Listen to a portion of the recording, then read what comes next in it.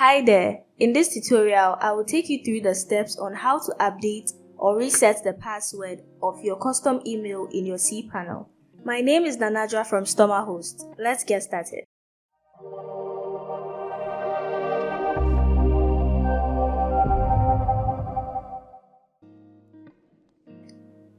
At the time of recording this tutorial, cPanel only offers the option to update custom email passwords from the cPanel dashboard. This means you need access to the cPanel dashboard to make this update.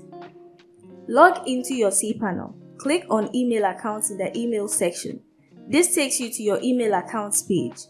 In this tutorial, I'll be resetting the password for my custom email info@shdemo.com. Click on Manage between the check email and connect devices of the custom mail you are resetting the password for. This takes you to the Manage Email Accounts page. Enter your new password under the Security section. Scroll down and click on Update Email Settings. Password reset successful. Let's access the webmail login interface to try out the new password. To access your email login interface, enter your domain name /webmail. Example, abc.com/webmail. Login successful.